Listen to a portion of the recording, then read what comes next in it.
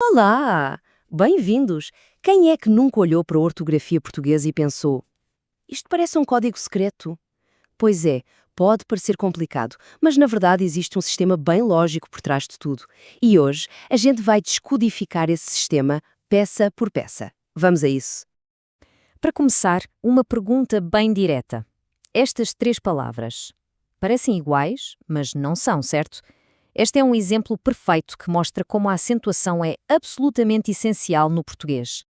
E aqui está a magia. Um simples acento gráfico muda completamente o jogo.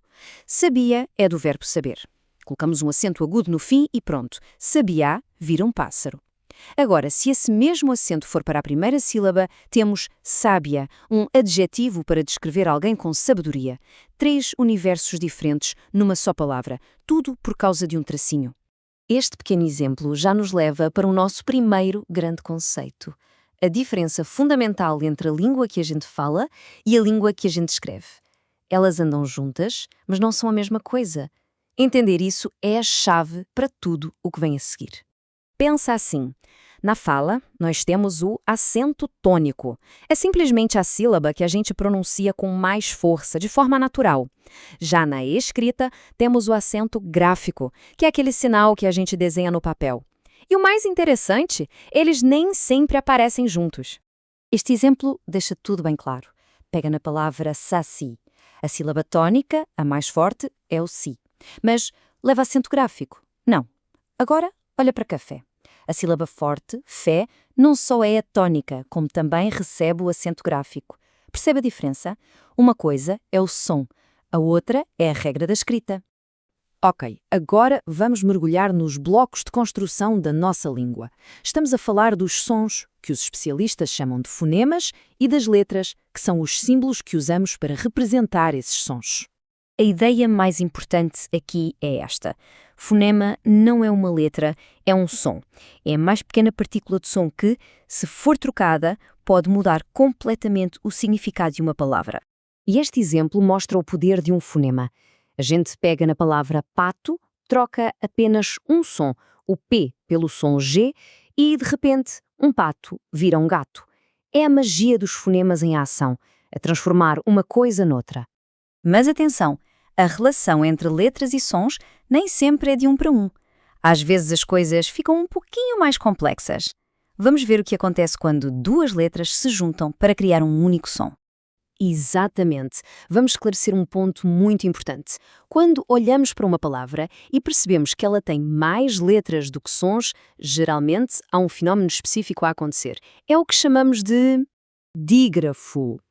O nome pode parecer estranho, mas a ideia é simples. É um par de letras que trabalham juntas para produzir um único som. E é por causa dos dígrafos que a contagem de letras e a contagem de sons de uma palavra podem não ser as mesmas. E aqui estão os dígrafos mais comuns. Em chá, o C e o H juntam-se para fazer um único som.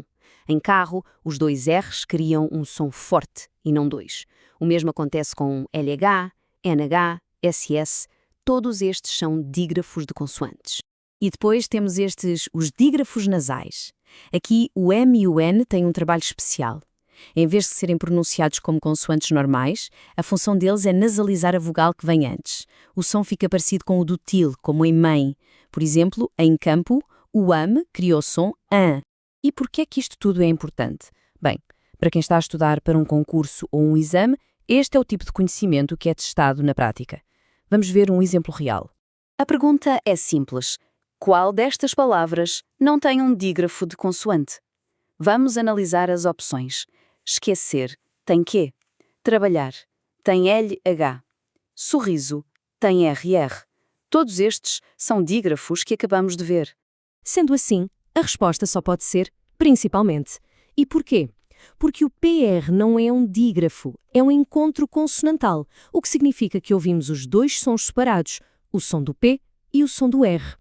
Essa é a grande diferença. Num dígrafo, duas letras fazem um som. Num encontro consonantal, duas letras fazem dois sons. Muito bem, já falámos bastante de consoantes. Agora vamos virar a nossa atenção para as vogais. A forma como elas se encontram dentro de uma palavra também segue umas regras e classificações bem importantes.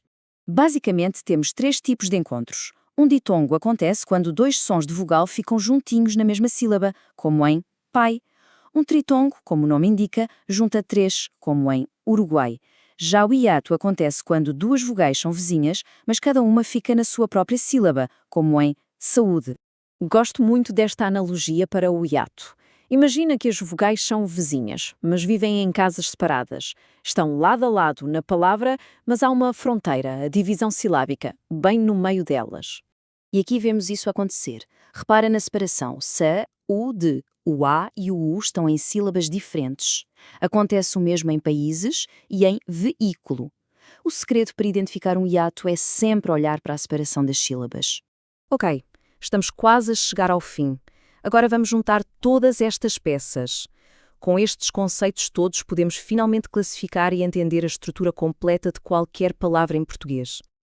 Primeiro, a classificação mais fácil, pelo número de sílabas. É super intuitivo. Uma sílaba é monossílaba, 2, dissílaba, 3, trissílaba e 4 ou mais sílabas, polissílaba. Simples, certo?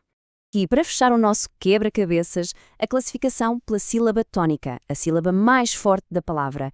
Se a última sílaba for a mais forte, a palavra é oxítona, como em vatapá.